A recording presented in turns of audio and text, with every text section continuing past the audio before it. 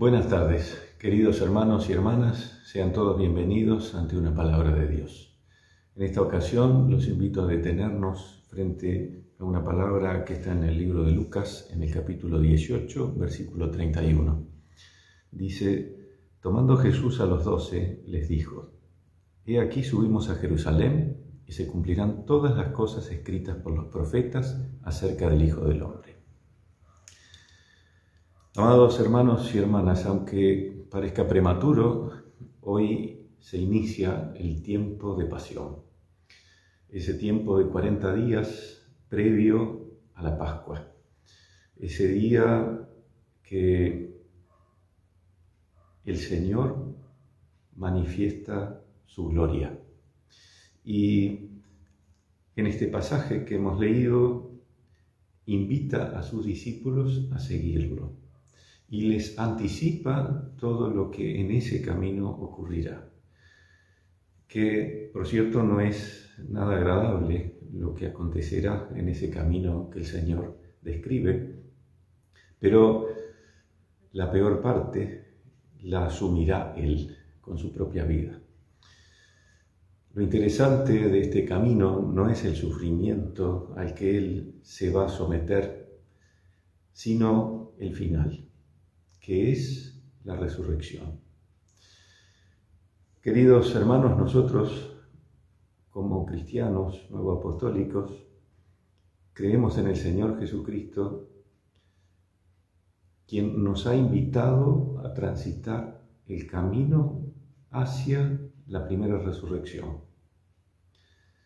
Y nos anticipa, como siempre lo ha hecho a través de su palabra, que el camino no es sencillo, que no se transita de cualquier manera. Por eso, cuando a veces como seres humanos nosotros quisiéramos que las cosas sean distintas y buscamos una explicación en Dios, entonces podemos recibir las respuestas que recibió Pedro cuando le dijo: Señor, yo no voy a permitir que te ocurra esto que estás contando, que te van a lastimar y te van a llevar a la cruz. Yo no lo voy a permitir. Pero el Señor Jesús le tuvo que decir: Pedro, no estás entendiendo. Y miró a sus discípulos y les dijo: miren, el que quiera venir en pos de mí, niéguese a sí mismo, cargue su cruz y sígame. Hermanos, nosotros tenemos que negarnos a nosotros mismos en el sentido de entender que para llegar a las promesas de Dios tenemos que dejarnos guiar por su palabra. No podemos hacer nuestra voluntad. No podemos vivir y tomar las determinaciones como a nosotros nos parece. Necesitamos oír la voluntad de Dios para que nuestro camino nos lleve hacia la promesa, no a otro destino. Y cargar la cruz, hermanos, no significa sufrir. Cargar la cruz quiere decir asumir la vida tal cual es, pero cumpliendo la voluntad de Dios.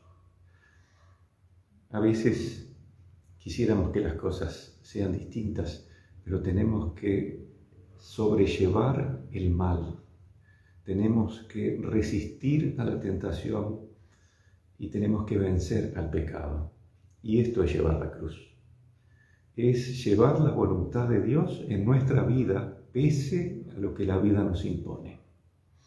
Y transitar el camino y seguirlo al Señor hasta que venga en su día.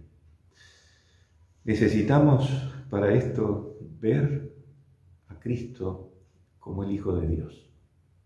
En aquel momento los discípulos no alcanzaban a ver a Jesús como el Hijo de Dios. De hecho, en un momento dado, Felipe le dijo: Señor, muéstranos al Padre y con eso nos basta. Y el Señor Jesús les tuvo que decir: pero hace tanto que estoy con ustedes y todavía no se dieron cuenta. Hermanos, nosotros quisiéramos reflexionar en este tiempo de pasión acerca de nuestro camino de fe. ¿A quién estamos siguiendo? Jesús no fue un profeta que vino sobre la tierra y dejó grandes enseñanzas e hizo muchos milagros. No, era Dios caminando la tierra. Vino hacia los hombres, dejó su huella, se mostró. Fue la automanifestación de Dios más absoluta y más hermosa para que todo hombre sepa quién es Dios y cuál es el camino. El Señor Jesús dijo claramente: yo soy el camino, y la verdad y la vida, y nadie viene al Padre si no es por mí. Este es el camino que nosotros transitamos.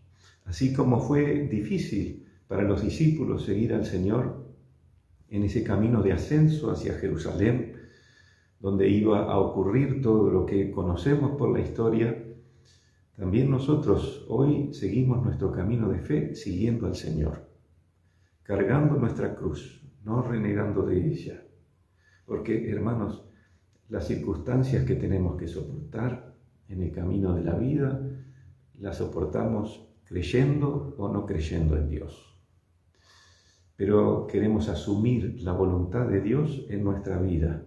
Y esto es lo que realmente queremos llevar adelante. Y necesitamos un esfuerzo para esto. El apóstol mayor ha dicho al inicio de este año que corramos la carrera de la fe. No es un paseo, es una carrera. Y pongamos los ojos en el autor, es decir, en el principio de nuestra fe, y en el consumador de la fe, es decir, en el final, en Jesús. Pongamos los ojos allí, pero llenos de reconocimiento, dándonos cuenta que es el Señor que pisó la tierra y fue a los cielos y volverá a venir. No nos dejemos llevar por nuestros sentidos humanos solamente.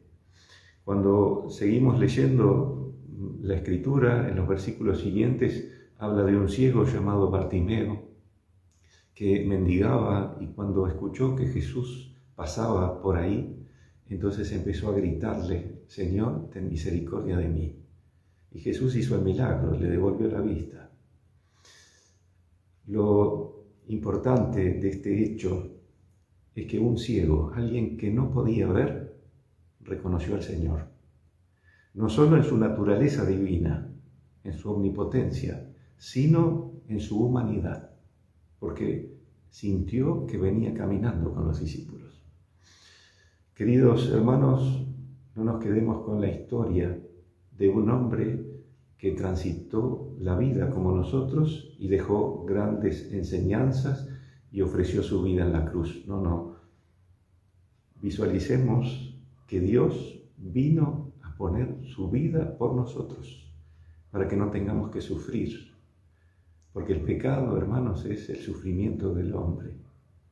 Es todo lo que lo aleja de Dios. Y Jesús vino a asumir el pecado del hombre y a acercar al hombre a Dios.